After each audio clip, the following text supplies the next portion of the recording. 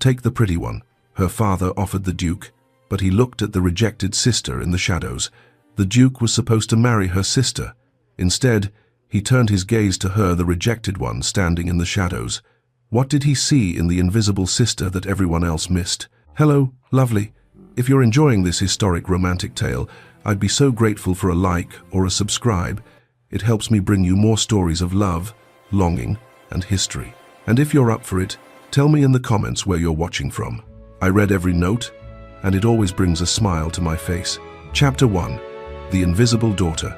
The afternoon light slanted through the library windows in pale golden streams, illuminating dancing motes of dust that drifted like tiny spirits through the still air. Lady Isabel Blackwood sat curled in the worn leather chair by the eastern window, her favorite perch in all of Blackwood Manor, with John Locke's An Essay Concerning Human Understanding open in her lap. The pages were soft beneath her fingers, edges rounded from years of handling, the leather binding cracked but comfortable in her hands like an old friend's embrace. She had just reached Locke's assertion that the mind was a blank slate tabula rasa upon which experience wrote its lessons, when the sound of carriage wheels on gravel shattered the library's peaceful silence. "She's returned. Lady Amelia has returned." The housemaid's excited cry echoed through the manor's stone corridors, followed by the rapid patter of feet. Isabel looked up from her book, marking her place with a finger, and listened as the household stirred to life with an energy it rarely possessed these days. Doors opened and closed, voices rose in cheerful greeting. Even Mrs. Hartwell, their aging housekeeper, could be heard hurrying down the main staircase with uncharacteristic speed. Isabel remained in her chair, watching the dust motes continue their lazy dance, undisturbed by the commotion beyond the library doors. Her sister had been to the modiste in London, a 2-day journey that had consumed the household's conversation for the past week. New gowns for the season, the finest silks, colors that would complement Amelia's golden hair and rose-petal complexion. Isabel had heard it all discussed in exhaustive detail, though no one had thought to ask if she might need new gowns as well. Not that it mattered. Isabel had long ago accepted her role in the family tableau, the shadow to Amelia's light, the footnote to her sister's story. She returned her attention to Locke, but the words blurred before her eyes. Through the library's half-open door, she could hear her sister's voice, bright and musical, like bells chiming. "Oh, Mrs. Hartwell, you should see the emerald silk. The modiste said it would make my eyes look like precious gems, and the cream muslin with the embroidered roses. Father will adore it, I'm certain." "I'm sure you'll be the belle of every ball, my lady," Mrs. Hartwell replied, her voice warm with genuine affection. Isabel closed her book quietly and rose from her chair, moving to the window that overlooked the manor's front courtyard. Below, servants were unloading trunk after trunk from the carriage, each presumably filled with finery that would make Amelia even more dazzling than nature had already rendered her. Lady Amelia Blackwood stood in the center of the activity like a sun around which planets orbited, her golden hair catching the autumn light, her face animated with excitement. She was beautiful, there was no denying it. Society had proclaimed it since her debut 3 years ago, and the proclamation had only grown louder with time. Perfect features, perfect bearing, perfect charm. Isabel turned away from the window and caught her own reflection in the small mirror that hung beside the bookshelf. Dark hair pulled back simply, grey eyes that were too large for her face, features that were pleasant enough but utterly unremarkable. She was not ugly, precisely, but she was not Amelia. And in the world they inhabited, that single fact defined everything. The library door burst open, and Amelia swept in, still wearing her traveling cloak, her cheeks flushed from the journey. "Isabel, there you are. I should have known I'd find you buried in books." Her tone was affectionate, without malice, which somehow made it worse. "Welcome home," Isabel said, managing a genuine smile. Whatever complicated feelings she harbored about her sister, she did love her. It was impossible not to love Amelia, who had never been cruel, never been unkind, but who simply existed in a different sphere entirely. "You must come see the gowns," Amelia insisted, crossing to take Isabel's hands. "The modiste has outdone herself this time. There's a blue one that I think would suit you wonderfully. I had her make it up in your size. It will need altering, of course, but—" "That was thoughtful," Isabel interrupted gently, squeezing her sister's hands. "Thank you." Amelia's expression flickered with something guilt, perhaps, or pity, but it passed quickly. replaced by her usual bright enthusiasm. "Come then. I want your opinion on how I should wear my hair for the season's first balls." Isabel followed her sister from the library, leaving Locke behind on the chair. The manor's corridors, which had seemed so peaceful moments ago, now thrummed with energy centered entirely on Emilia's return. They passed two maids carrying hat boxes, both of whom curtsied to Emilia and looked straight through Isabel as though she were merely part of the wallpaper. She was used to it. The late afternoon found Isabel in the small parlor adjacent to her father's study, ostensibly reading but actually seeking the quiet warmth of the fire. The early autumn chill had crept into the manor's bones, and funds for extra coal were scarce, though no one spoke of such things openly. The sound of raised voices filtered through the study door. 6 months, my lord. Perhaps less if your creditors grow impatient." Isabel recognized Mr. Pembroke's voice, the family solicitor, whose visits had become increasingly frequent and increasingly grim over the past year. "There must be something," her father replied, his usually authoritative voice tight with desperation. "The estate, surely. The estate is mortgaged to the hilt, my lord. You've borrowed against every acre, every asset. Unless you find a substantial infusion of capital, you will lose everything. The title will remain, but the manor, the lands, the income, all of it will be forfeit." A heavy silence followed. Isabel sat frozen in her chair, the book forgotten in her lap, her heart pounding. "Then Emilia must marry well," Lord Blackwood said finally, his voice hard with resolve. And quickly, "Duke Edward Sinclair is seeking a wife, they say. He's been in mourning these 8 years, but rumor has it he's finally ready to marry. Emilia could be the answer to everything. His Grace is notoriously particular," Mr. Pembroke cautioned. "Many have tried to capture his attention. Emilia will succeed where others have failed. She must. Our entire future depends on it." Isabel's hands trembled slightly as she gripped her book. 6 months. Complete ruin. And Emilia, beautiful, charming Emilia, was to be the sacrifice that saved them all. The study door opened abruptly.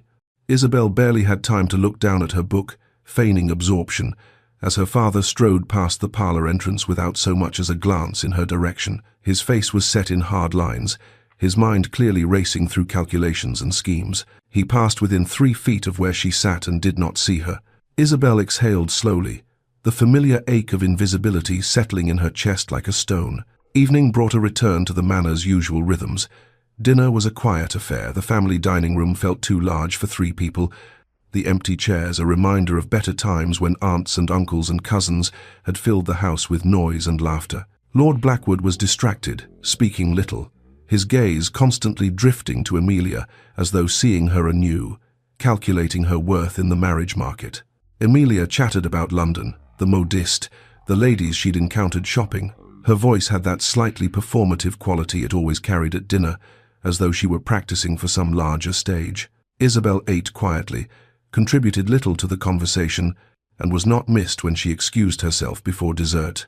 She found her way back to the library, to her chair by the window, now dark with night.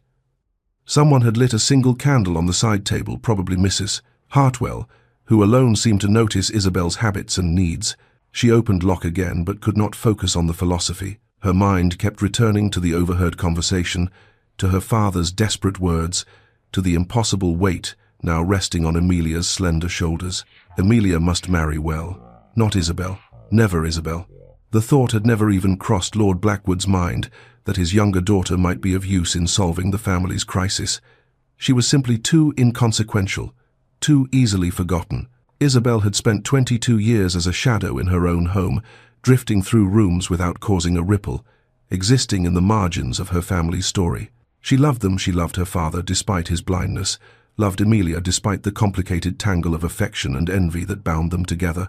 But the loneliness of perpetual invisibility had carved a hollow space inside her that no amount of books could fill. The sound of hoofbeats on gravel drew her attention to the window. A messenger on horseback, riding fast, despite the darkness. She watched as he dismounted at the entrance, watched as a footman took an envelope from him. Moments later, Emilia's delighted cry echoed through the manor. "Father! Father, come quickly! An invitation!" from Duke Edward Sinclair himself. Isabel remained in her library chair, listening to the excited voices in the distance, knowing without being told that her name would be included on the invitation only as an afterthought, a necessary formality. Lady Amelia Blackwood and family were invited to a grand ball at the Duke's estate. The trap was set, the game had begun, and Isabel, as always, would watch from the shadows while her sister stepped into the light. She looked down at the book in her lap, at Locke's careful reasoning about the nature of human understanding, and felt the weight of a truth the philosopher had never addressed, that understanding oneself, seeing one's own worth, meant nothing if the world had already decided you were invisible. The candle flickered in a draught, casting dancing shadows across the page. Outside her library sanctuary, Blackwood Manor hummed with new energy, new hope, all of it centered on Amelia's golden beauty and the Duke who might save them all. And Isabel, alone with her books and her thoughts, allowed herself one moment of selfish longing, wondering what it might feel like to be seen, truly seen, by someone who looked past the surface to the person beneath. Then she closed her book, extinguished her candle, and disappeared into the darkness of the manor's corridors, a ghost in her own home. Chapter 2. The Arrangement. The week that followed the Duke's invitation transformed Blackwood Manor into a hive of frenzied activity. Seamstresses arrived at dawn and worked by candlelight into the evening, their needles flashing as they adjusted hems and took in seams. The scent of lavender sachets mixed with the sharper smell of new fabric, and everywhere Isabel turned, she encountered bolts of silk, scattered pins, and harried servants rushing from room to room. All of it centered on Amelia. The morning room had been converted into a fitting chamber, where Amelia stood on a raised platform like a statue being sculpted, turning this way and that as Madame Devereux, the modiste, fussed over the drape of emerald silk. "The neckline must be perfect, my lady," Madame Devereux muttered through a mouthful of pins. "His Grace will notice every detail." Isabel watched from the doorway, unnoticed as usual, as her sister stood perfectly still, her arms extended while two assistants adjusted the sleeves. Amelia's face was serene, almost blank the expression she wore when she retreated into herself, becoming the beautiful object everyone required her to be. "Lady Isabel?" Isabel turned to find Madame Devereux's youngest assistant, a girl barely 16, holding a dress of pale grey muslin. "For you, my lady." "For the fitting." The dress was simple, almost severe in its lack of ornamentation. Isabel recognized it as the afterthought. It was made up quickly from leftover fabric, designed to ensure she would blend seamlessly into the wallpaper of whatever ballroom she occupied. The fitting took less than 10 minutes. No one fussed over the drape of her hem or worried whether the neckline flattered her complexion. The assistant marked a few adjustments with chalk, nodded, and moved on to more important tasks. Isabel caught her reflection in the standing mirror as she changed back into her day dress. In the grey gown, she looked like a ghost, pale, insubstantial, easily overlooked, which was, she supposed, exactly the point. Lord Blackwood had converted his study into a training ground of sorts. Isabel passed by one afternoon to find him coaching Amelia on the art of conversation, pacing before her like a general preparing his troops for battle. "You must be charming, but not forward, interested, but not desperate. You must laugh at his jests, but not too loudly. You must—" "Father, please," Amelia interrupted, a rare edge to her voice. "I understand what is required. Do you?" Lord Blackwood stopped his pacing, fixing his elder daughter with an intense stare. "Do you truly understand what hangs in the balance? You are the solution to all our problems, my dear. The Duke is our salvation. You cannot, you must not fail us." Isabel, standing unnoticed in the doorway, watched her sister's shoulders tighten, watched the way Amelia's hands clenched in her lap before she forced them to relax, to settle gracefully, perfectly. "I will not fail you, father," Amelia said quietly, her voice stripped of its usual music. Lord Blackwood nodded, satisfied, and returned to his pacing, listing all the ways Amelia must present herself to capture a duke's attention. Isabel slipped away before either of them noticed her presence. The weight of expectation settling over Amelia was almost visible, like dust accumulating on a shelf, layer upon layer until the original surface disappeared beneath it. That night, Isabel was reading by candlelight in her chamber when a soft knock sounded at her door. "Come in," she called, surprised. No one knocked at her door after dark. Amelia entered, still in her dressing gown, her golden hair loose around her shoulders. In the flickering candlelight, she looked younger, less polished, almost fragile. "I couldn't sleep," Amelia said, hovering near the door as though uncertain of her welcome. Isabel set aside her book and gestured to the chair beside her bed. "Sit with me."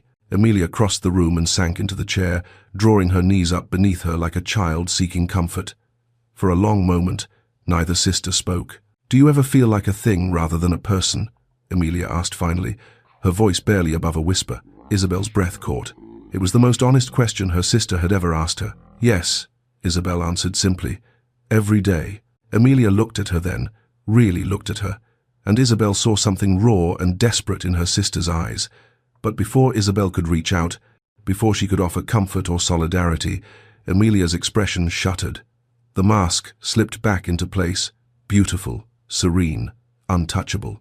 "I should let you sleep," Amelia said, rising abruptly. "The week ahead will be exhausting." She was gone before Isabel could find words to call her back, leaving only the faint scent of rosewater and the echo of a vulnerability too frightening to examine. Isabel stared at the closed door for a long time before returning to her book, though the words swam meaninglessly before her eyes. The library became Isabel's refuge from the chaos consuming the manor. While seamstresses sewed and dancing masters taught Amelia the latest steps, Isabel buried herself in research. She told herself she was simply curious, but truthfully, she was starving for any scrap of information about the man who had become the center of their household's desperate hopes, Duke Edward Sinclair. The name appeared in various books and periodicals scattered throughout her father's collection. She pieced together a portrait from fragments. Born in 1806, inherited the dukedom at 23 when his father died suddenly. By all accounts, a serious young man, scholarly, with progressive views that occasionally raised eyebrows among the more conservative members of the peerage. And then, the tragedy that had defined him. 8 years ago, the woman he loved, Lady Catherine Hartley, had died in a riding accident. The Duke had retreated from society, becoming something of a recluse, managing his estates with capable efficiency, but attending no balls, hosting no parties, living in what the gossip columns called splendid isolation. Until now. Until he had decided, finally, to seek a wife. Isabel found a political pamphlet tucked between two books on agricultural reform. She almost missed it, but the Duke's name on the cover caught her eye. On the Necessity of Educational Reform by Edward Sinclair, Duke of Ashworth. She opened it carefully and began to read. The arguments were cogent, passionate, radical. The Duke advocated for broader access to education, including, and Isabel's pulse quickened as she read Classical Education for Women. He quoted Mary Wollstonecraft. He argued that denying half the population access to learning was not only unjust but economically foolish. "A mind is not determined by the body that houses it," he wrote. "To assume women incapable of serious thought is to cripple our society with willful ignorance." Isabel read the pamphlet 3 times, committing whole passages to memory. Here was a man who believed women could think, could reason, could contribute to intellectual discourse. A man who saw minds rather than merely faces. She pressed the pamphlet to her chest and allowed herself a dangerous moment of longing. What would it be like to converse with such a man? To discuss philosophy, politics, ideas that mattered? To be seen not as an ornament or a disappointment, but as a thinking person worthy of engagement. The fantasy was foolish, she knew. The Duke would see what everyone else saw, beautiful Amelia, the obvious choice, the perfect Duchess. And Isabel would remain invisible, as always. She returned the pamphlet to its shelf and extinguished her candle, but sleep was long in coming. The day before the ball, Isabel found her father in the corridor, outside his study. She had a question about which wrap would be appropriate for evening, wear a small thing, hardly worth mentioning, but she had no one else to ask. "Father, might I?" "Not now, Isabel." Lord Blackwood waved her off without looking at her, his attention focused on the letter in his hand. Then, as though remembering something, he glanced up. "Actually, yes. Tomorrow evening, I need you to stay out of the way. This is Amelia's night. The Duke must see her clearly, without distraction. I need you to be invisible." The words were spoken casually, without malice or particular emphasis. He had already turned away before they finished leaving his mouth, disappearing into his study and closing the door. Isabel stood frozen in the corridor, her father's words echoing in her mind. "I need you to be invisible." It was nothing she hadn't heard before, in 1,000 small ways. But the casual cruelty of it, the unthinking dismissal, cut deeper than it should have. She pressed her palm against the wall to steady herself, willing away the sting of tears. She was already invisible, had been her entire life. Her father was merely acknowledging what everyone already knew. The evening before the ball, Isabel helped Emilia prepare for bed, brushing out her sister's golden hair in long, practiced strokes. Emilia sat before her vanity mirror, watching their reflections, one radiant, one ordinary, the contrast between them impossible to ignore. "You're quiet tonight," Emilia observed. "Tired," Isabel lied. The candlelight caught in Emilia's hair, turning each strand to spun gold. She was breathtaking, Isabel thought. Any man would be fortunate to win her. The Duke would take one look at this vision of beauty, and the matter would be settled. "Will you help me dress tomorrow?" Emilia asked. "I find I'm rather nervous." "Of course," Isabel said, managing a smile. "You'll be magnificent. The Duke won't be able to look away." Emilia's reflection smiled, but her eyes remained troubled. And what if that's all he sees? The surface? What if there's nothing beneath it that interests him? Isabel paused mid-stroke, surprised by the question. But before she could formulate an answer, Emilia shook her head, banishing the moment of vulnerability. "Never mind. Foolish thoughts before a ball. Help me with these pins." Isabel helped her sister prepare for bed, sorted her jewelry for the following evening, and wished her pleasant dreams. As she left Emilia's chamber and returned to her own, she carried with her a tangle of emotions too complex to name: love and envy, hope and resignation, compassion and the dull ache of knowing that tomorrow night she would watch from the shadows while her sister stepped into the light that might save them all. In her own chamber, she lay awake long into the night, thinking of a duke who believed women's minds mattered and wondering if such a man truly existed outside the pages of political pamphlets. Tomorrow, she would find out. Tomorrow, she would be invisible, as requested. And somewhere in the darkest hours before dawn, Isabel admitted to herself what she had been trying desperately to deny, that despite everything, despite logic and experience and 22 years of evidence to the contrary, a small, foolish part of her heart dared to hope. Chapter 3. The Duke's Gaze. The Duke's estate emerged from the twilight like something from a fairy story, all golden windows and elegant proportions, its classical facade illuminated by hundreds of torches that lined the sweeping drive. Isabel pressed closer to the carriage window, watching the great house grow larger as they approached, her stomach tight with apprehension. Beside her, Emilia sat perfectly still, her hands folded in her lap, her breathing carefully controlled. The emerald silk of her gown shimmered in the dim carriage light, and even in this confined space, she looked like a masterpiece painted by one of the great artists. Lord Blackwood, seated across from them, had not stopped talking since they left Blackwood Manor. "Remember," Emilia smiled, but not too broadly.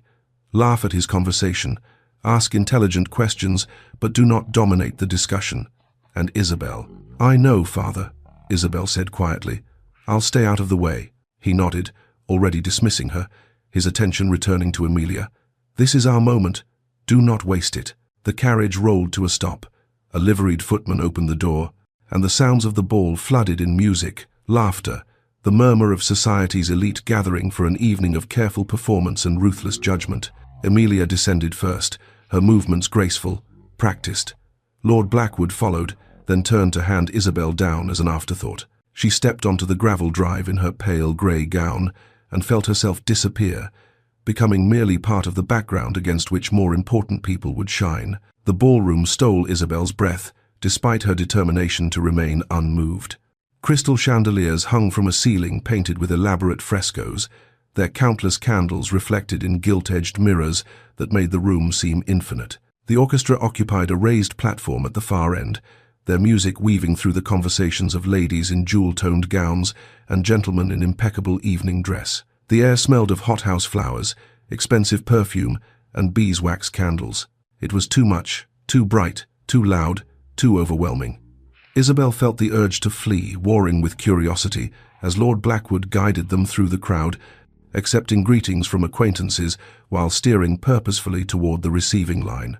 And there, at the center of it all, stood Duke Edward Sinclair. He was taller than Isabel had imagined, broad-shouldered, with dark hair that fell slightly over his forehead despite obvious attempts to tame it.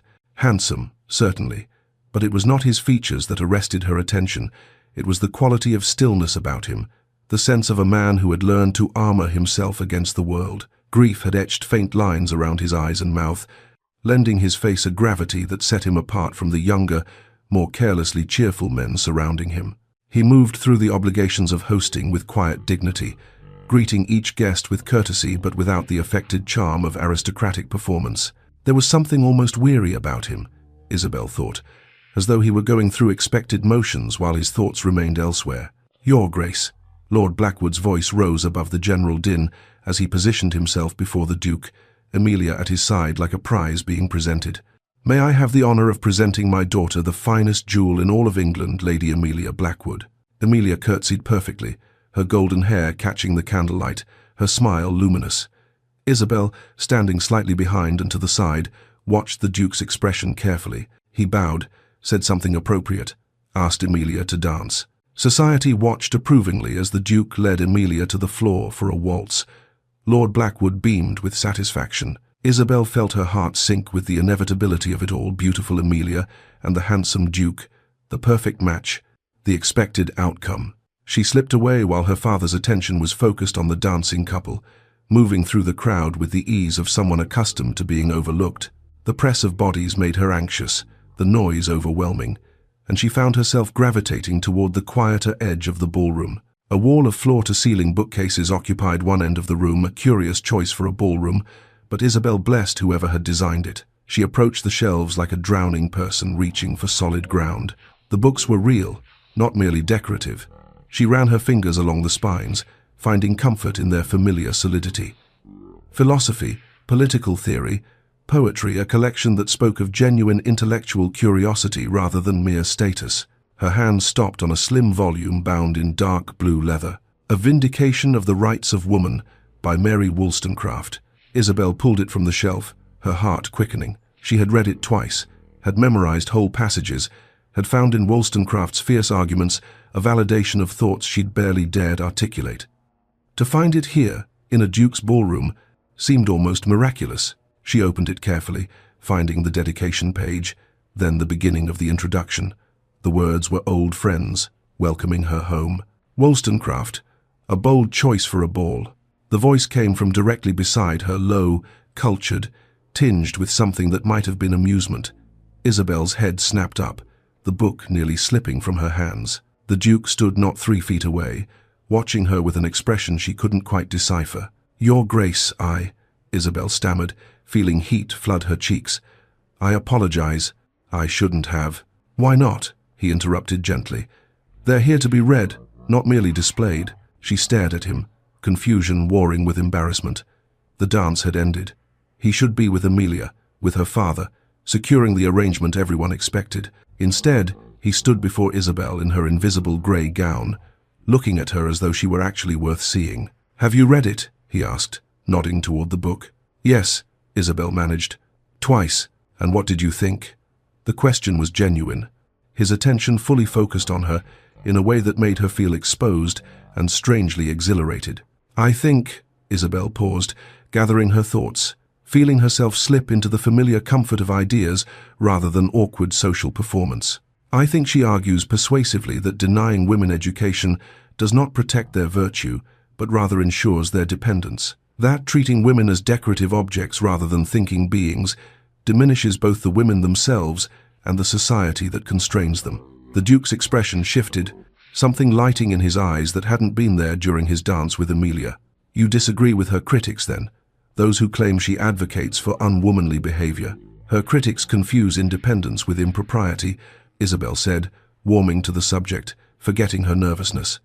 "They cannot imagine a woman who thinks and remains virtuous, as though the two qualities were somehow incompatible. But surely virtue grounded in genuine understanding is stronger than virtue maintained through ignorance."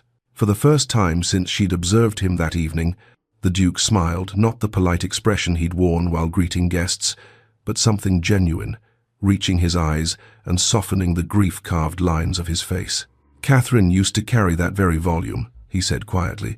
"She would quote whole passages at dinner parties, much to the horror of the more conventional guests."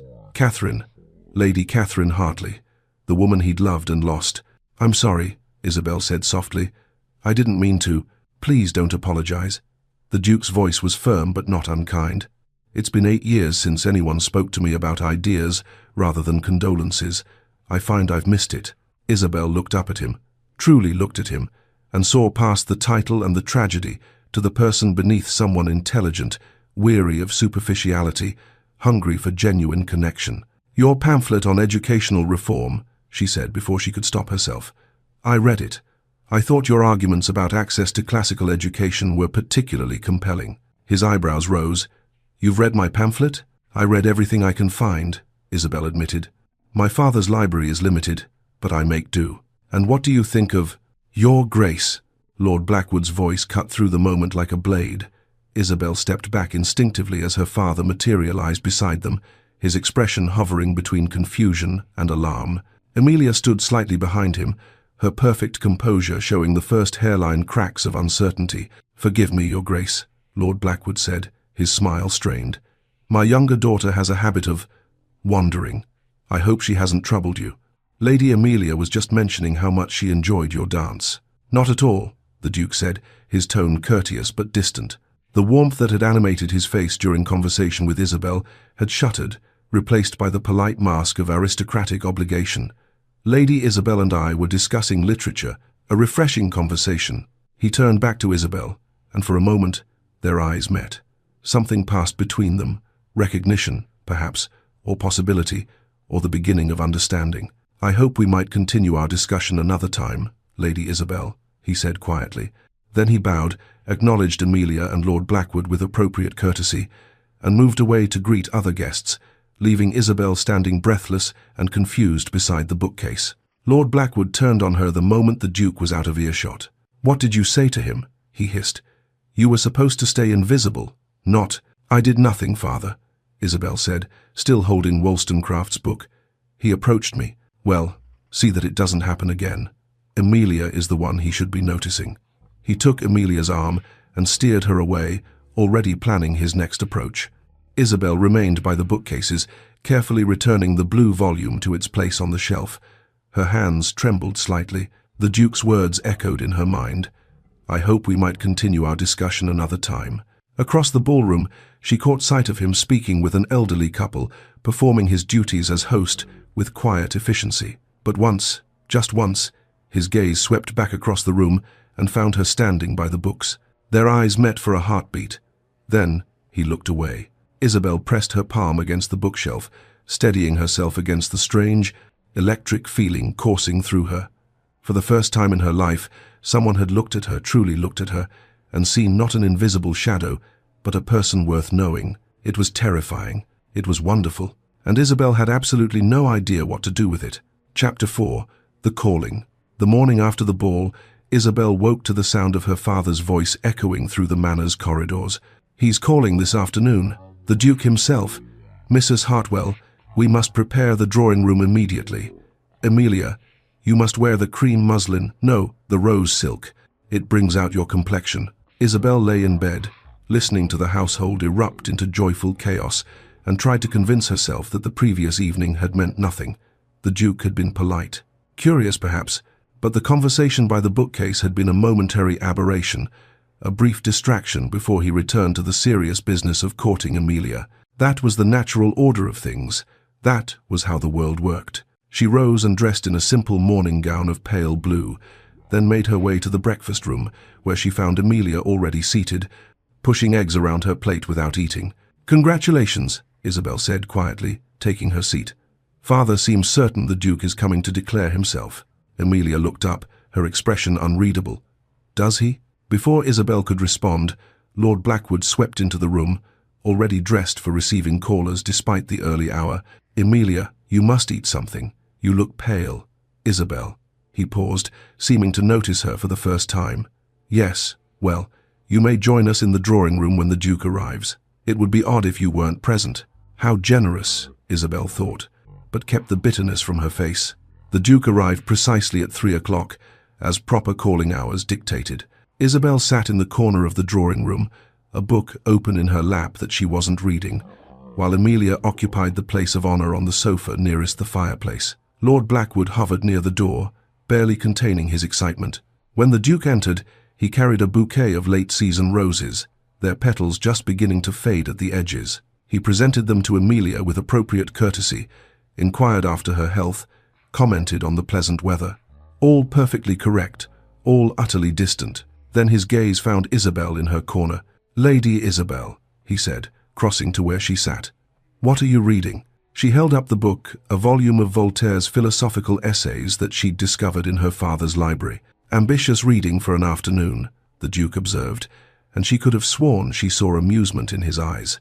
"I find Voltaire's arguments about tolerance particularly relevant," Isabel said before she could stop herself, "though I disagree with some of his conclusions about natural philosophy." "Do you?" The Duke settled into the chair beside her corner, his attention entirely focused on her response. "In what way?" And just like that, they were deep in conversation about empiricism and rationalism, about the limits of human reason, about whether true knowledge could exist independent of experience. Across the room, Amelia sat with the roses in her lap, watching. Lord Blackwood frowned, uncertain how to redirect the Duke's attention without appearing rude. The visit lasted the appropriate 30 minutes. When the Duke took his leave, he bowed to Amelia, thanked Lord Blackwood for his hospitality, and told Isabel he looked forward to continuing their discussion. The moment his carriage disappeared down the drive, Lord Blackwood turned on Amelia. "You must engage him more. Ask him questions. Show interest in his conversation." "I tried, Father," Amelia said quietly. "He was speaking with Isabel." "Then you must speak louder. Be more charming." Isabel left the room before she could hear more, her book clutched against her chest, her mind spinning with confusion. The pattern repeated itself over the following 2 weeks. The Duke called every 3 days, always during proper hours, always with appropriate gifts, flowers, a book of poetry, a collection of botanical prints. He was unfailingly courteous to Amelia, attentive to Lord Blackwood, and scrupulously proper in all his conduct. But his conversations were always with Isabel. He asked about her reading. She asked about his work on educational reform. They debated the merits of various philosophers, discussed political theory, argued good-naturedly about whether poetry or prose better captured truth. Time disappeared when they spoke, the rest of the room fading until there was only the exchange of ideas, the thrill of being genuinely understood. Isabel began to anticipate his visits with a mixture of excitement and dread. Each conversation made the next separation more difficult. Each thoughtful question, each moment of intellectual connection, carved deeper into her carefully guarded heart. Amelia grew quieter with each visit, her perfect composure showing cracks like fine porcelain under pressure.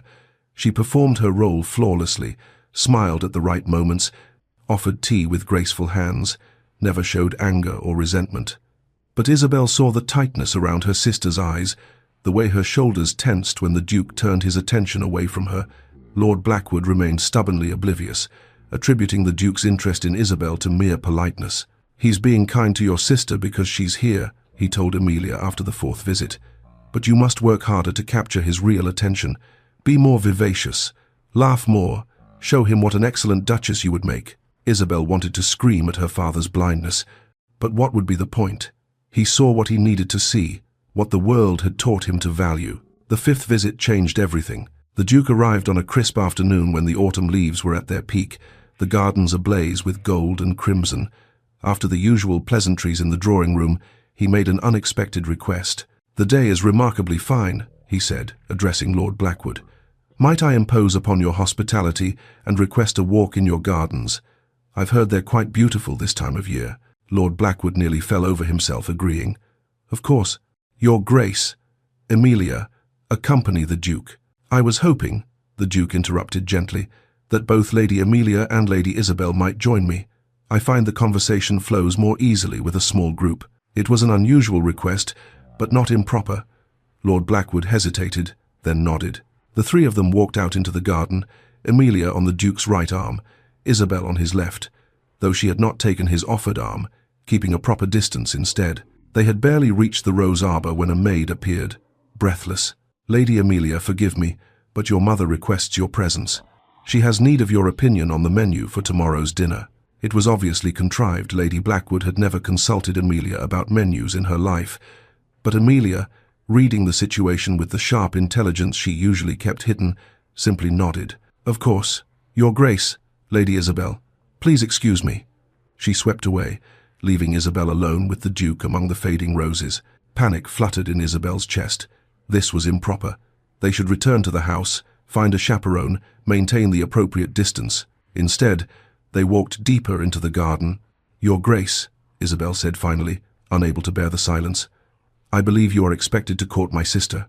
"Expected, yes." The Duke's voice was quiet, measured. "Expected by your father, by society, by everyone who sees only surfaces." "She is beautiful," Isabel said, defensive. "She is everything a duchess should be." "She is lovely," the Duke agreed. "She is accomplished and graceful and perfectly bred for the role, and when I speak with her, I feel nothing but a distant sort of appreciation, like admiring a portrait in a gallery." Isabel stopped walking, turning to face him. "Then why do you keep calling?" The Duke met her eyes, and she saw in them a vulnerability that made her breath catch. "I lost someone very dear to me, many years ago," he said carefully. "Catherine. She was brilliant and fierce and utterly herself, and when she died, I believed my capacity for connection died with her. I spent 8 years in a comfortable sort of numbness, managing my estates, fulfilling my obligations, feeling nothing." He paused, and Isabel saw him gathering courage. "But you," he continued, "you remind me that there are still minds worth knowing, souls worth discovering. When we speak, I feel alive again. Not because you resemble Catherine, you don't, not in any physical way, but because you're real, Isabel. You're genuinely, authentically yourself, and that is rarer than you can possibly imagine in the world we inhabit." Isabel's hands trembled. She clasped them together, trying to steady herself. "I am not my sister," she said, her voice barely above a whisper. "I am not beautiful. I am not charming. I am not what society expects. I will embarrass you at dinners and balls. People will say you made a poor choice, that grief has clouded your judgment. Isabel." The Duke spoke her name like a prayer. "No, you are something far more rare than beautiful or charming. You are real, and I find I would rather spend my life in honest conversation with someone real than in elegant silence with someone perfect." The garden seemed to hold its breath around them. Fallen leaves crunched softly beneath their feet. The scent of late roses hung in the cooling air. "I don't know what to do with this," Isabel admitted, tears threatening. "I don't know how to want something this much without being terrified of losing it." "Then be terrified," the Duke said gently. "Be uncertain. Be yourself. That's all I ask." The sound of footsteps on gravel interrupted them. Lord Blackwood, probably, come to ensure propriety or to redirect the Duke's attention back to Amelia. The Duke stepped back, restoring proper distance. "I should return you to the house." They walked in silence, but everything had changed. Isabel felt it in the way the air moved around them. In the careful space the Duke maintained between them that somehow felt more intimate than touching. That night, Isabel stood at her bedroom window, watching the Duke's carriage disappear down the darkened drive. The lamp in his carriage cast a warm glow that faded into the darkness, and she pressed her palm against the cold glass. For 22 years, she had been invisible. For 22 years, she had told herself that invisibility was safety, that not being seen meant not being hurt. But now someone saw her, really saw her, and the terror of being seen warred with a desperate, dangerous hope. What if? The question hung in the darkness like a prayer. What if someone could love me not despite who I am, but because of it? Isabel rested her forehead against the window and let herself imagine a future she had never dared to dream. Chapter 5. Truths and Fractures. 3 weeks after the ball, Isabel woke to whispers. She had come downstairs early, seeking the quiet of the morning before the household fully stirred. When voices drifted from the servants' hall, the door left slightly ajar. "Imagine," the Duke preferring the plain one. The voice belonged to Sarah, one of the newer maids. "My cousin works at the Pemberton estate, and she says all of society is talking about it. Perhaps his grief has addled his wits," another voice replied, older, more measured. 8 years is a long time to mourn. The mind can play tricks. Still, Lady Amelia must be devastated. To be passed over for her own sister. Isabel's hand tightened on the banister. She should move, should make her presence known, should do anything but stand frozen like a child eavesdropping on adult conversations. The plain one. The words echoed in her mind, reopening every wound she'd thought had scarred over. Of course, that's what they called her. Of course, that's how the world saw her, not as Isabel, not as a person with thoughts and feelings, but as the plain one, defined entirely by what she lacked in comparison to Amelia. And the Duke's interest? Explained away as madness, as grief-induced delusion, not as genuine attraction or intellectual connection, but as something wrong with him. Isabel turned and climbed the stairs back to her room. Her appetite for breakfast vanished. By afternoon, the whispers had apparently reached her father's ears. Isabel was in the small parlour, attempting to read, when Lord Blackwood's voice thundered from the doorway. "My study, now." She rose on unsteady legs and followed him, dread settling in her stomach like a stone. He closed the study door behind them with barely controlled force. "What have you done?" His face was flushed, his hands trembling with anger or panic or both. 3 weeks, Isabel. 3 weeks of the Duke calling, and only now do I understand what's been happening under my own roof. Father, you have been sabotaging your sister's future. He paced before his desk like a caged animal, deliberately engaging him in conversation, displaying your learning like some kind of blue-stocking, distracting him from the purpose of his visits. The purpose of his visits? Isabel's voice rose despite her intention to remain calm. He calls because he wishes to. He speaks with me because he chooses to. I have done nothing but answer his questions honestly. Honestly, Lord Blackwood spat the word. You will cease these intellectual displays immediately. When the Duke calls, you will remain silent. You will let Amelia shine as she should. You will remember your place in this family. Something inside Isabel cracked. 22 years of being overlooked, of being invisible, of never being quite enough, it all came pouring out. My place? She faced her father squarely, tears threatening but her voice steady. And what is my place, father? To sit quietly in corners, to make myself smaller so Amelia can appear larger. I have done nothing but be myself. Perhaps that is the problem. I have never been enough for this family. Lord Blackwood stared at her as though seeing a stranger. You are being hysterical. I am being honest, Isabel interrupted. For the first time in my life, someone sees me, actually sees me, not as Amelia's shadow, not as the disappointing second daughter, but as myself. And you cannot bear it, because it doesn't fit your plans. Our family is facing ruin. Lord Blackwood's voice cracked.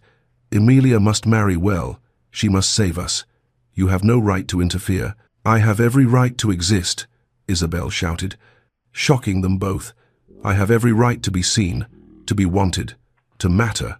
The silence that followed was deafening. Isabel turned and fled before her father could respond, before the tears could fall, before she said something that would shatter their relationship beyond repair. She found refuge where she always did, in the library, in the worn leather chair by the window, surrounded by books that had been her companions when people failed her.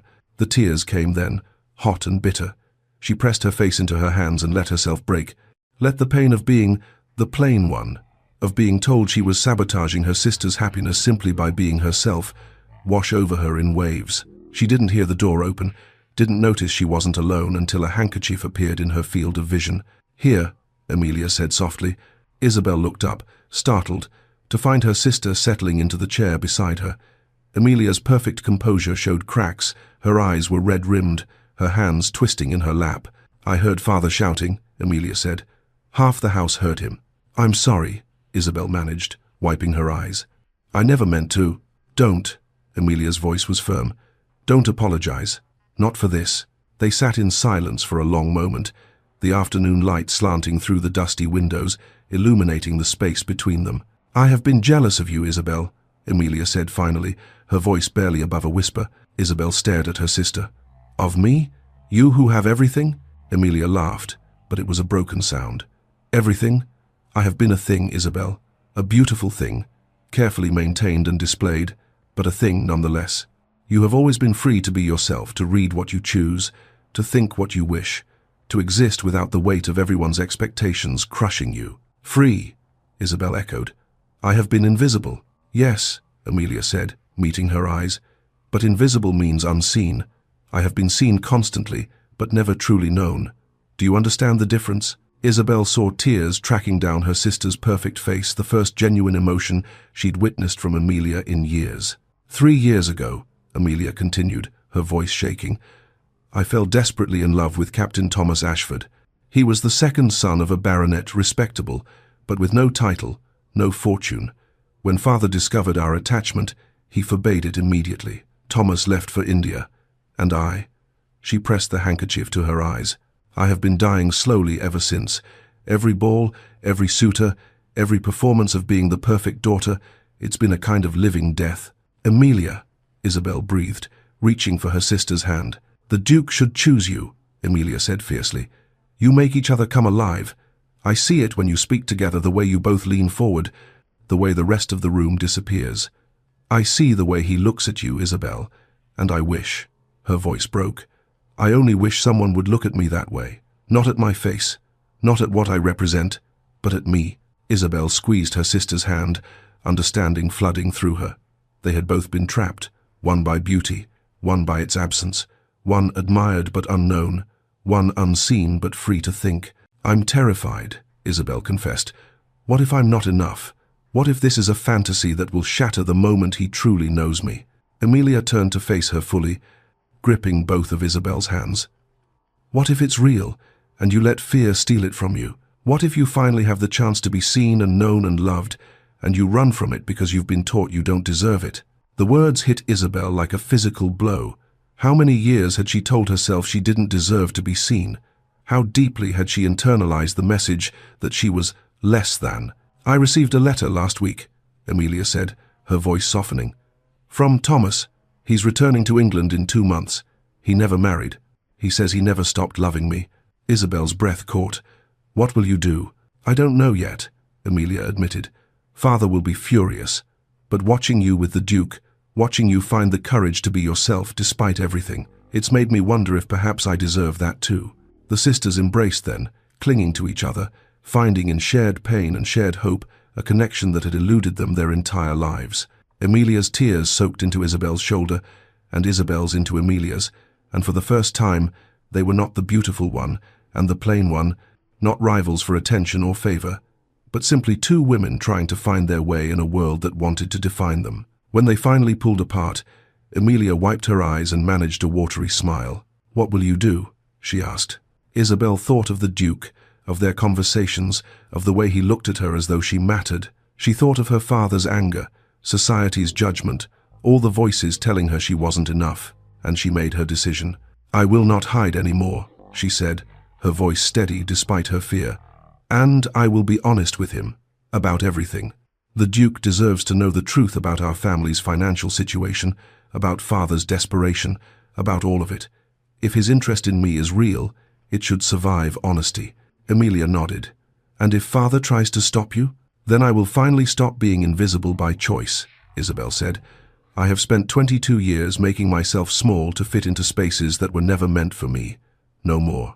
They sat together as the afternoon light faded, two sisters who had finally seen each other clearly, finding strength in solidarity. Outside the library, the household continued its anxious preparations, Lord Blackwood no doubt plotting how to salvage Emilia's prospects.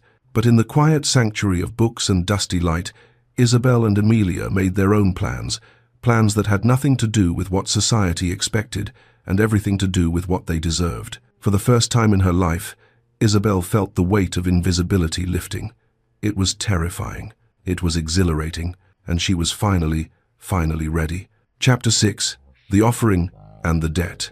The invitation arrived on thick cream paper, sealed with the Duke's crest in burgundy wax. Lord Blackwood read it 3 times before his hands stopped trembling. "The Duke of Ashworth requests the pleasure of the Blackwood family's company for tea at Ashworth Manor. This is it," he said, his voice tight with barely suppressed hope. "A formal invitation to his estate. He means to make an offer." Isabel, standing by the window with a book she wasn't reading, felt her stomach clench. She had resolved to tell the Duke the truth about their family's circumstances, but the weight of that decision pressed on her chest like a physical thing. Emilia, seated at her embroidery, met Isabel's eyes across the room. In that glance passed understanding, encouragement, and something that looked like pride. "We must make an excellent impression," Lord Blackwood continued, already planning. "Emilia, the lavender silk. Isabel." He paused, seeming to truly look at her for the first time in days. "Wear something appropriate."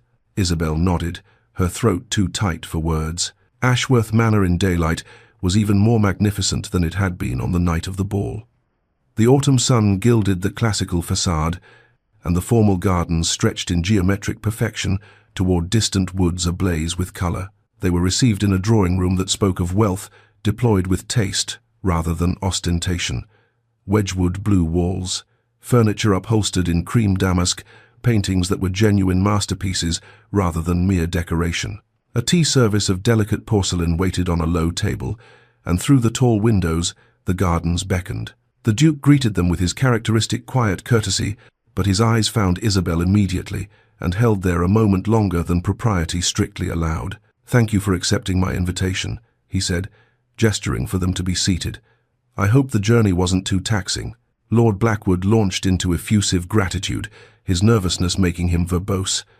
Emilia sat perfectly still, her hands folded in her lap, her expression serene. Isabel perched on the edge of her chair, her heart hammering against her ribs. Tea was poured. Pleasantries were exchanged. The Duke asked after their comfort, commented on the unusually fine weather, mentioned an upcoming exhibition at the Royal Academy. All perfectly normal, all utterly surreal. Then the Duke set down his cup and turned to Lord Blackwood. "Sir, I wonder if I might request a private word with Lady Isabel. There is a matter I wish to discuss with her." The silence that followed was deafening. Lord Blackwood's cup rattled slightly in its saucer. Emilia's eyes widened fractionally before her composure reasserted itself. "Your Grace, that would be highly irregular," Lord Blackwood managed. "I am aware," the Duke said calmly. "Nevertheless, I ask your permission." It wasn't really a request, not from a Duke. Lord Blackwood swallowed hard and nodded. The Duke rose and offered Isabel his hand. She took it, feeling the warmth of his palm through her glove, and followed him from the drawing room. His study was magnificent, a cathedral to learning. Books lined every wall from floor to ceiling, their leather spines gleaming in the autumn light that streamed through windows overlooking the gardens.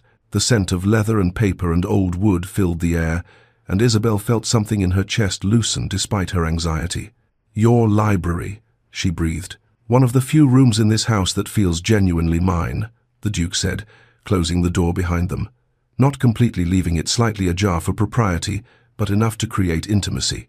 They stood facing each other in the center of the room, and Isabel summoned every ounce of courage she possessed. "Your Grace, there is something you must know," she said before he could speak. "Before you say anything, before this goes any further, I cannot in good conscience allow you to continue in ignorance." He waited, his expression attentive but not alarmed. The words tumbled out in a rush. "My father is facing financial ruin, complete ruin. Our family has approximately 4 months before we lose everything, the estate, the income, all of it. The only thing that will remain is the title, which is worth nothing without the means to support it." She took a shaking breath. "You should know this, because if you are considering any future association with our family, you deserve the truth. I will not have you discover later that you were deceived." The Duke's expression didn't change. He simply watched her with those dark, assessing eyes. "I know," he said quietly. Isabel's world tilted. "You know? I make it my business to know the circumstances of anyone I might ally myself with," the Duke said, taking a step closer. "I learned of your family's situation before I ever attended that ball." "Then why?" Isabel couldn't finish the question. Her mind spun with implications. The Duke moved closer still, near enough that she could see the fine lines around his eyes, the slight imperfection where an old scar marked his left eyebrow. "Because financial circumstances have nothing to do with the worth of a person's mind, heart, or soul," he said, his voice low and intense. "I did not come to that ball seeking a transaction, Lady Isabel. I came because I have been alone for 8 years, and I was weary of loneliness. I came hoping to find, I don't know what I was hoping for, but I found you." Isabel's hands trembled. She clasped them together to still them. "But I will not court you under false pretenses," the Duke continued. "I want to help your family not as payment for your hand, not as leverage or obligation, but because it is within my power to do so, and because your father's desperation has trapped both his daughters in cages they didn't build. I cannot let you solve our problems," Isabel said, her voice breaking. "It wouldn't be right. It would mean I came to you because of money, because of necessity." "Then don't let me," the Duke interrupted gently. "Let me solve them for Emilia's sake, for your mother's sake, for the servants who would lose their positions. What happens between us should be separate from financial obligation. I want your choice to be free, Isabel, genuinely free." No one had ever offered her freedom before. The concept was so foreign that she couldn't quite grasp it. "Free," she echoed. "I am not proposing," the Duke said, and she heard vulnerability in his voice. "Not yet. I am asking if you would allow me to court you properly." with no debts between us, no obligations, no pressure, just possibility. Just two people discovering whether what we found in conversation might grow into something more. The study was very quiet. Through the windows, Isabel could see gardeners working in the distance, autumn leaves drifting down like golden rain. The world continued, oblivious to the fact that her entire life was reordering itself in this moment. "I am terrified," she whispered. "I know," the Duke said. "So am I. What if I'm not enough? What if society's judgment proves too much? What if, Isabel," he spoke her name like a benediction, "what if you are exactly enough? What if this terrifying thing is real?" She looked up into his face and saw her own fear reflected there, her own desperate hope, and she understood then that vulnerability was not weakness, it was the only honest foundation on which anything real could be built. "Yes," she said, "I am terrified, but yes." The Duke's expression transformed relief and joy and something deeper that made her breath catch. He didn't touch her beyond what propriety allowed, but the space between them felt charged, alive with possibility. "Then let me speak with your father," he said. "Let me settle the debts as a gesture of goodwill, and then, if you're willing, let me court you properly." Isabel nodded, not trusting her voice. They returned to the drawing room, where Lord Blackwood and Amelia waited in tense silence. The Duke resumed his seat and finished his tea, speaking of inconsequential things, before requesting a private word with Lord Blackwood in his study. Isabel watched them go, then met Amelia's questioning gaze. "He knows," Isabel mouthed, "about everything." Amelia's eyes widened, but before she could respond, the men returned. Lord Blackwood's face was pale, his expression stunned. "We should take our leave," he said, his voice unsteady. "Your Grace, your generosity is—" "I cannot adequately express." The Duke bowed. "I am pleased to be of service." As they prepared to depart, the Duke caught Isabel's hand briefly, a touch so fleeting it might have been accidental, but his eyes held hers. "I will call on Thursday," he said quietly. "If that would be acceptable." "Yes," Isabel managed. "That would be acceptable." The carriage ride home passed in near silence. Lord Blackwood stared out the window, his mind clearly racing. Amelia held Isabel's hand, squeezing gently. That evening, as Isabel prepared for bed, she heard footsteps in the corridor outside her room. They paused at her door.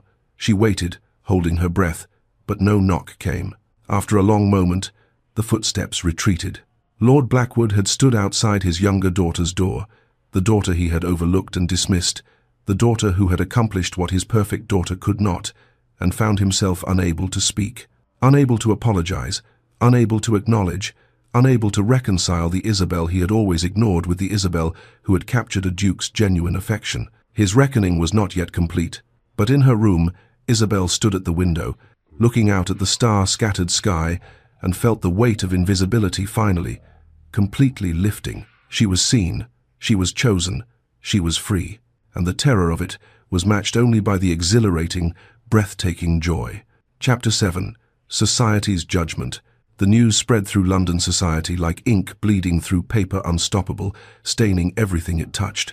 The Duke of Ashworth is courting the younger Blackwood sister, not the beautiful one, the plain one.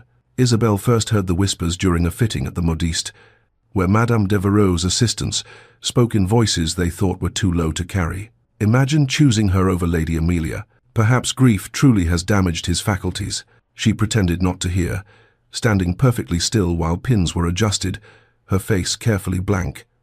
But each word was a needle, finding its mark.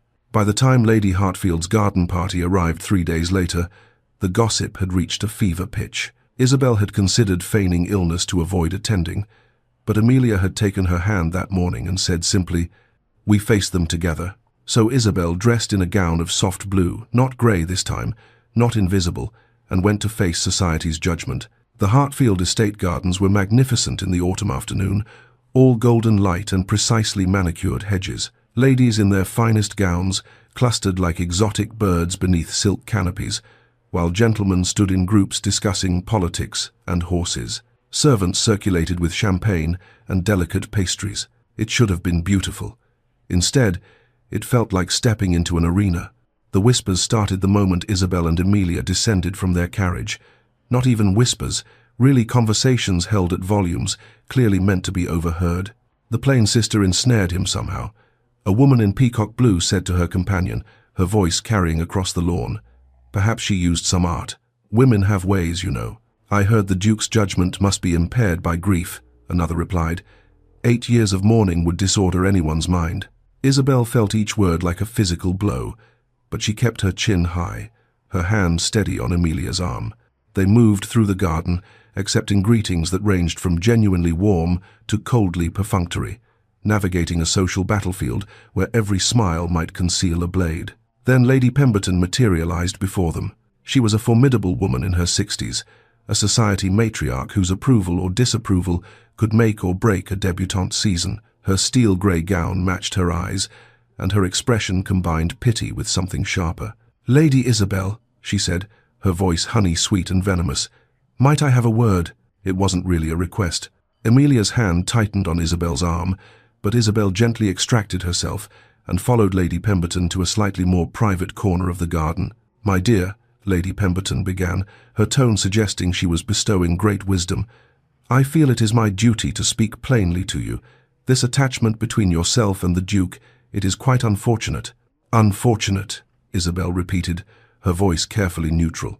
"You must know you are quite out of your depth," Lady Pemberton continued, her eyes cold despite her sympathetic expression. "The Duke requires a wife who can represent his position with grace and beauty, someone who can shine at state dinners, who can navigate the highest circles of society without embarrassment. Surely, you see, you are not suited to such a role." The words were delivered with surgical precision, designed to cut through whatever fragile confidence Isabel had built. And they worked. Isabel felt her carefully constructed composure cracking, felt the old familiar shame rising like a tide. "Lady Pemberton," she began, but her voice wavered. "My sister," Emilia said, appearing at Isabel's side like an avenging angel, "possesses more grace in her smallest gesture than most women achieve in a lifetime. The Duke's judgment is impeccable, it is society's that I question." The pronouncement rang across the garden. Conversations stuttered to a halt.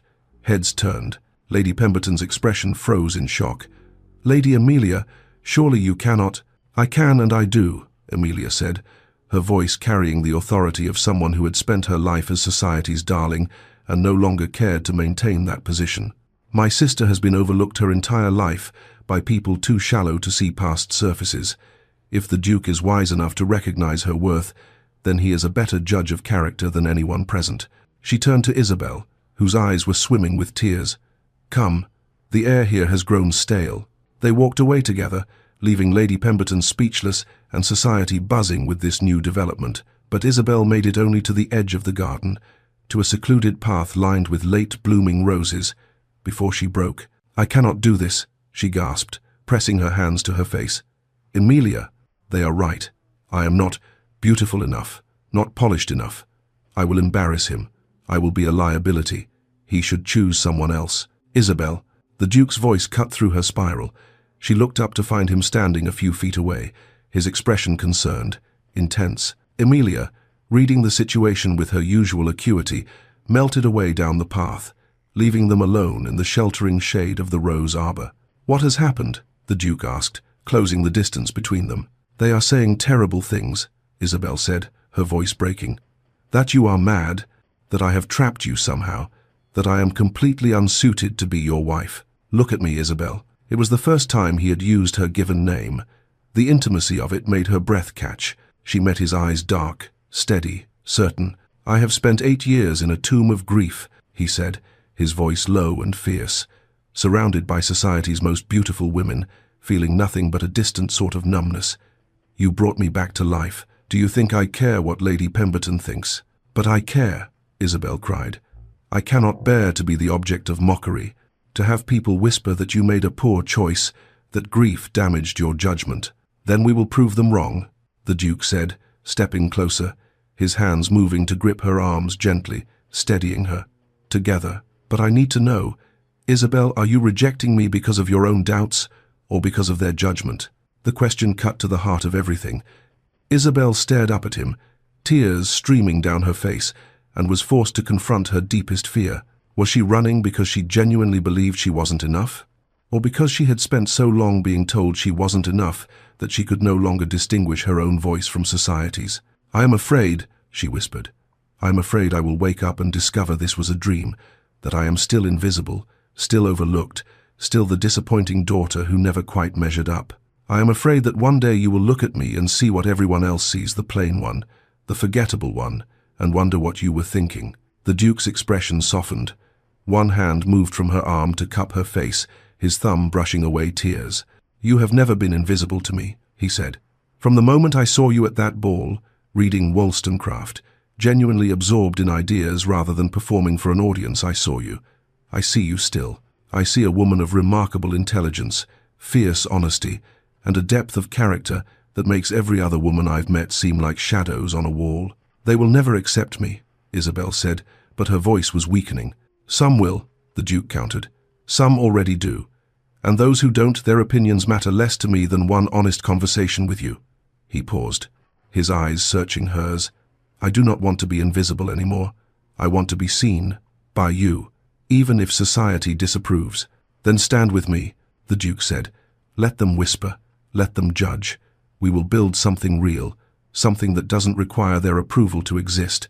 But I need you to choose this, Isabel, not out of duty or desperation, but because you want it." Isabel looked up at this man who saw her, truly saw her, who had offered her freedom and then stood firm when she was most afraid. She thought of 22 years of invisibility, of making herself small, of accepting that she was less than, and she chose differently. "I do not want to be invisible anymore," she said, her voice growing stronger. "I want to be seen, by you, by myself. Even if society disapproves, even if they whisper, even if they never accept me, I want to try. I want this." The Duke smiled, that genuine smile that transformed his grief-marked face into something beautiful. "Then let us return to the party," he said, offering his arm. "Together." Isabel took his arm, feeling the solid warmth of him beside her, and they walked back down the rose-lined path toward the garden party and its judging eyes. The whispers rose like a wave. When they appeared, Isabel's hand on the Duke's arm, his posture protective, both their expressions resolute. Lady Pemberton's face went through several fascinating transformations. Other guests stared openly, but Amelia was there, smiling with fierce pride. And a few faces, the Duchess of Marlborough, old Lord Hartfield, Lady Sarah Whitmore, showed not judgment but approval. Isabel held her head high and did not let go of the Duke's arm. That evening, as Isabel prepared for bed, a soft knock sounded at her door. "Come in," she called, expecting Amelia. Instead, Lord Blackwood entered, looking older and more uncertain than she had ever seen him. "Father," Isabel said, surprised. He stood in the doorway, struggling visibly with words that clearly didn't come easily. "I have failed you as a father," he said finally, his voice rough. "I saw only what society valued and missed what truly mattered. For 22 years, I looked past you, dismissed you, treated you as though you were somehow less than your sister. I cannot undo those years. I cannot give you back what I took through my blindness." Isabel's throat tightened. "But I see you now," Lord Blackwood continued. "And I am proud of your courage, proud of the woman you have become, despite my failures. You have more strength than I ever recognized. It wasn't a complete redemption. Years of hurt couldn't be erased with one conversation. But it was a beginning, an acknowledgement, an apology, a tentative step towards something better." "Thank you, Father," Isabel said softly. He nodded, unable to say more, and withdrew. Isabel stood alone in her room, looking at her reflection in the mirror, the same face she had always had, unremarkable, ordinary, not the face society celebrated, but seen, chosen, valued. She smiled at her reflection and finally, for the first time in her life, liked what she saw. Chapter 8. The Gala and the Declaration. 4 weeks had passed since the garden party, and Isabel had spent them learning what it meant to be courted properly. There had been walks in the park, with Amelia accompanying as chaperone, where she and the Duke discussed everything from political philosophy to their favorite novels. Dinners at both estates, where conversation flowed easily despite Lord Blackwood's lingering nervousness. Afternoons in the Duke's magnificent library, where he had given her free rein to explore his collection, and they had debated the merits of various authors until the light faded. She had grown more confident with each passing day, more certain that this was real, that she was genuinely wanted. But tonight was the ultimate test. The Duke's Gala was the event of the season. Every person of consequence in London society would be there, watching, judging, waiting to see what the Duke would do. Isabel stood before her mirror as Emilia fastened the last button on her gown, deep sapphire silk that they had chosen together, elegant and understated, honoring Isabel's own style rather than trying to compete with conventional beauty. "You look magnificent," Emilia said, stepping back to admire her work. "Not because of the gown, though it's lovely, because you look like yourself, confident, ready." Isabel met her sister's eyes in the mirror. "I'm terrified." "Good," Emilia said, smiling. "That means it matters." A knock at the door interrupted them. Lord Blackwood's voice tentative. "The carriage is ready when you are." In the month since his halting apology, her father had been carefully, awkwardly trying to repair what he had broken. He asked about her reading now. He looked at her when he spoke. It wasn't enough to erase 22 years, but it was something. "We're coming, father," Isabel called. Emilia squeezed her hand. "Tonight, you step fully into the light. No more shadows." Isabel took a deep breath and nodded. Ashworth Manor blazed with light, every window golden, the drive lined with torches that turned the approaching carriages into a procession of fire. The sound of music and laughter drifted across the grounds, and Isabel felt her heart hammering against her ribs. The weight of hundreds of eyes found her the moment she entered the ballroom. She had expected it, had prepared for it, but the reality still stole her breath. Society's elite turned to observe the Blackwood family's entrance, conversations pausing mid-sentence, fans stilling mid-flutter. The whispers began immediately, not cruel now, but curious, speculative. The Duke's choice. The plain sister, the one who somehow captured him. Then the Duke was there, crossing the ballroom with purpose, his eyes finding Isabel immediately, as though everyone else had ceased to exist. "Lady Isabel," he said, bowing formally. "Lady Emilia, Lord Blackwood, welcome." His greeting was proper, appropriate, but his gaze held Isabel's a moment longer than strictly necessary, and she saw in his eyes everything he couldn't say in public. "You're here, you came, you're magnificent." The evening progressed in a blur of introductions and conversations. Isabel navigated the social waters with growing confidence, no longer trying to disappear into corners. Some guests remained cool, disapproving. Others were curious, asking thoughtful questions, genuinely interested in this woman who had captured the Duke's heart. A few were openly supportive. The Duchess of Marlborough, ancient, formidable, respected by all, approached Isabel during a lull in conversation. "My dear," she said, her voice carrying the authority of 8 decades of navigating society, "I have watched the Duke for 8 years. I knew his Catherine, wonderful girl, taken far too soon. I have watched him grieve, watched him withdraw, watched countless beautiful women try and fail to breach his defenses." Isabel held her breath. "You have given him back his life," the Duchess continued. "Anyone who cannot see your value is a fool. I expect you to call on me next week. We have much to discuss." It was an endorsement, a public declaration of approval from one of society's most influential figures. Isabel felt something tight in her chest loosen. "Thank you, Your Grace," she managed. The Duchess patted her arm. "Stand firm, child.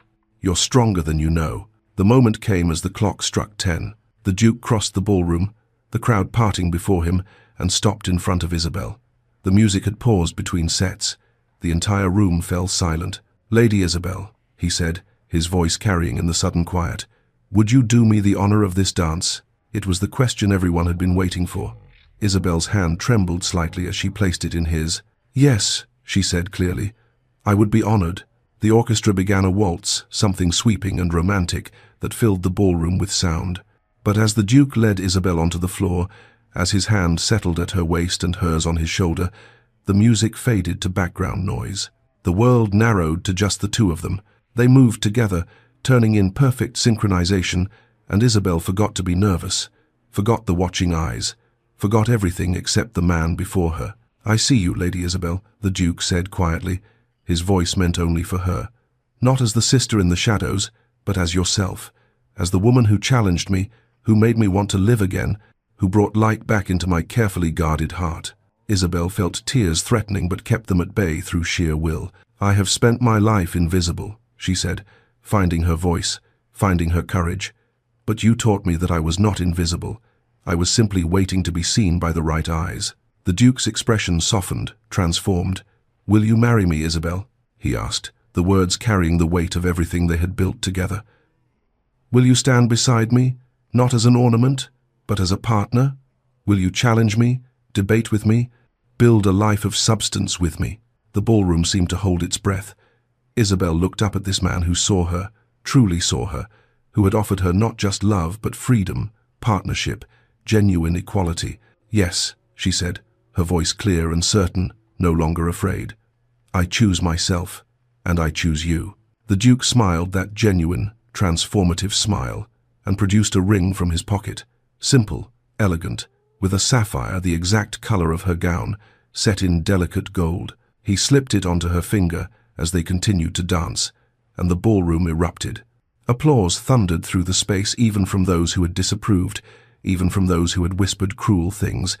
Because the Duke's happiness was undeniable, Isabel's courage was evident, and love, when it was this real, was impossible to dismiss. They finished the dance as an engaged couple, and Isabel felt like she was floating. Then, as the music ended and they stepped apart, a commotion rippled through the crowd near the entrance. A man stood there tall, sun-bronzed, dressed in traveling clothes that spoke of hasty arrival. His eyes swept the ballroom and locked immediately on one person, Emilia. Captain Thomas Ashford had come home.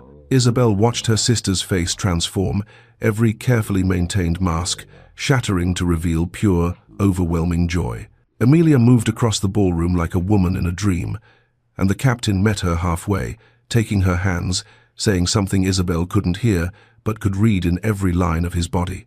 I never stopped loving you. The Duke leaned close to Isabel. I tracked him down 3 weeks ago, he whispered, sent a letter explaining the situation. He was already booking passage home when my letter arrived.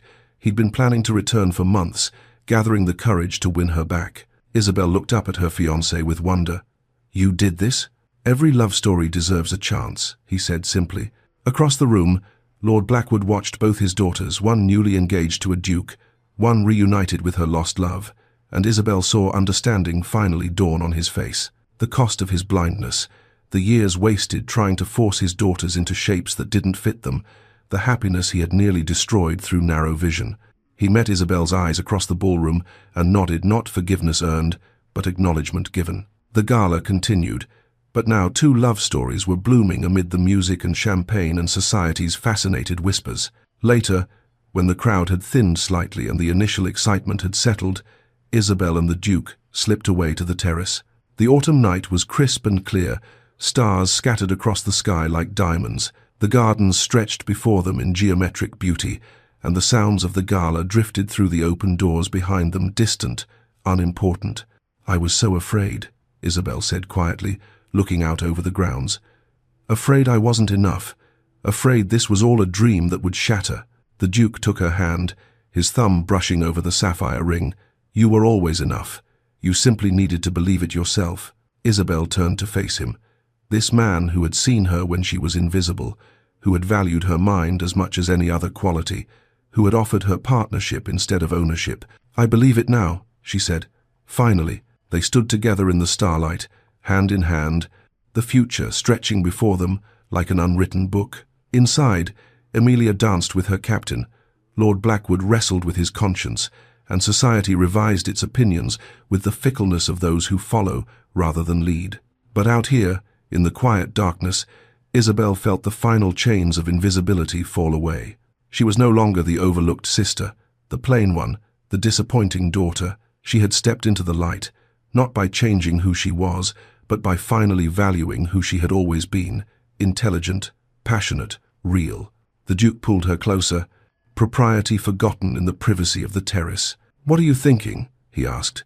Isabel smiled, a genuine smile that reached her eyes and transformed her unremarkable features into something beautiful. I'm thinking, she said, that I spent 22 years invisible, and it took only one person truly seeing me to change everything. I'm thinking that love is not about being perfect, it's about being seen, wholly and honestly, and being loved anyway.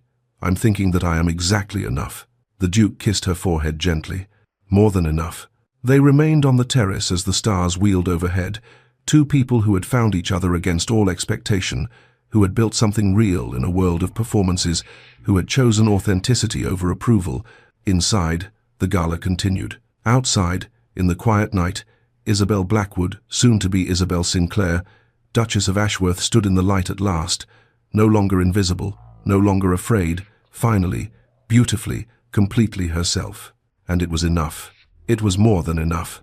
It was everything. And so, dear listeners, Isabel Blackwood stepped out of the shadows and into a love that saw her true worth. Sometimes the greatest love stories aren't about being chosen despite our flaws. They're about being cherished because of our authentic selves. If this story touched your heart, please show your support by hitting that like button. It helps more people discover these tales of hope and unexpected romance. Subscribe to Lyra's Romance Stories and ring the notification bell so you never miss our next journey into love, courage, and happy endings. What did you think of Isabel and the Duke's story? Have you ever felt invisible, only to be truly seen by someone special? Share your thoughts in the comments below. I read every single one, and I love hearing how these stories resonate with you. And if you're craving more historical romance with strong heroines who refuse to be defined by society's expectations, check out the story in the card above. You'll love it. Until our next story, remember, you are not invisible. You are simply waiting to be seen by the right eyes. And when that moment comes, have the courage to step into the light. This is Lyra, reminding you that true love sees the soul, not just the surface. Sweet dreams, and I'll see you in the next story.